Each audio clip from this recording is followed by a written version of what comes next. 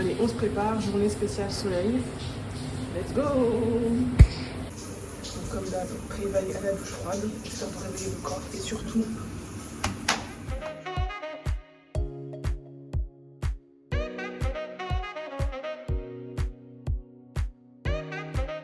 Bonjour les beautés, donc aujourd'hui préparation en douceur mais efficace et je vais vous révéler quelques astuces.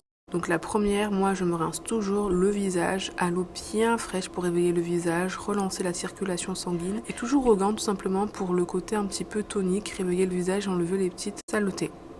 Ensuite, mon préféré c'est le vinaigre de cidre. Je vais vous faire une confession, moi je suis pas du genre à me laver le visage au savon tous les jours, pas du tout, il y a des fois c'est juste je rince. Et le vinaigre de cidre a une action un petit peu exfoliante grâce aux acides HA, qui sont des acides de fruits qui vont avoir une action bien tout simplement exfoliante, mais de manière chimique. Ce qui fait que ma peau, elle est plutôt lisse, sans trop de saleté, et ça compense un petit peu.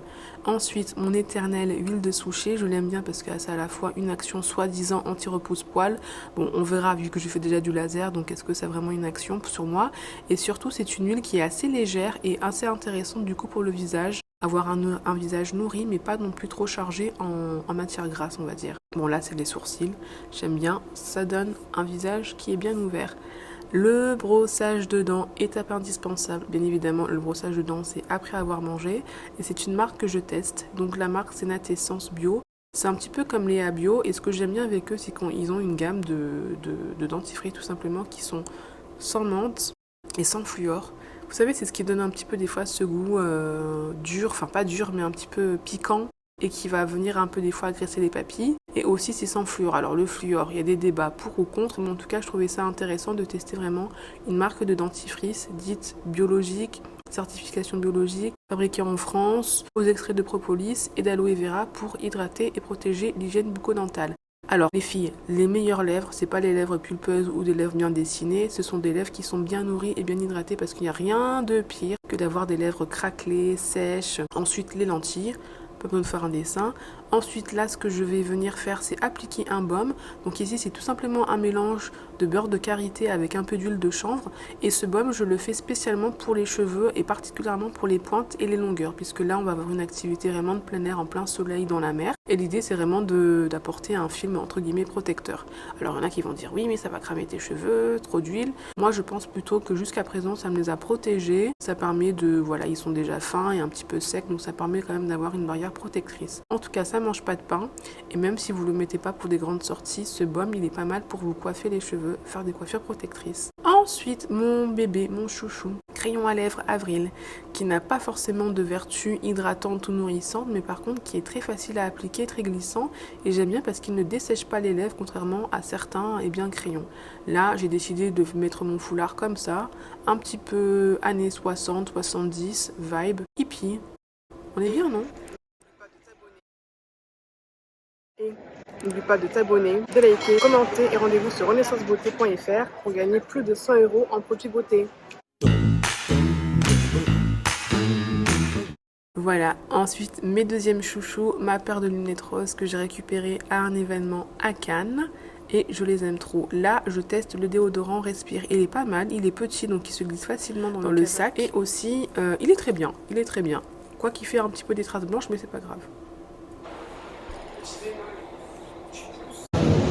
Petit bémol, tu pousses, mais tu peux pas le remettre. Donc tu es obligé de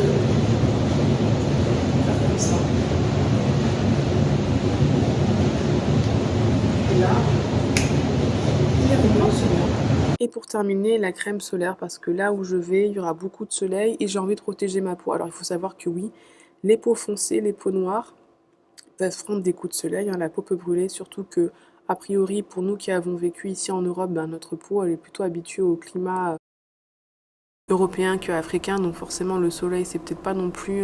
Bon, elle est protégée, hein, la mélanine quand même, on va pas se mentir, mais il faut pas croire que parce que tu as une peau foncée, il n'y a pas de risque. On a peut-être même tendance à minimiser. Il faut savoir que moi si je mets de la crème solaire c'est principalement à cause du laser.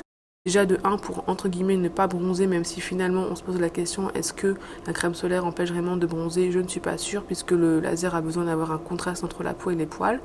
Et c'est également pour protéger ma peau des rayons UV. Je me dis je fais déjà du laser, donc de la lumière à haute fréquence plus les UV, est-ce que ça risque pas à un moment donné d'avoir des répercussions sur le long terme, même s'il n'y a aucune étude qui est prouvée en ce sens, et même s'il n'y a non plus aucune étude qui prouve que la crème solaire va me protéger de potentiels effets.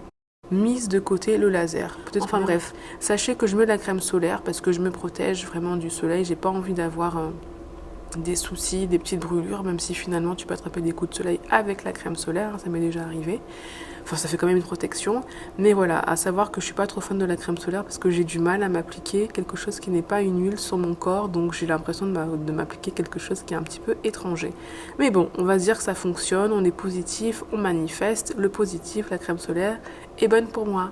Maintenant, ma préparation est terminée, elle est plutôt simple. Ce qui fait vraiment la différence, je trouve, c'est bien le crayon à lèvres, les lèvres roses et la petite paire de lunettes. Et je trouve que le foulard sur les cheveux, ça donne une vibe vraiment trop cool. Et puis ça protège un peu les cheveux, puisque mes cheveux sont fins, ils ont besoin de protection aussi.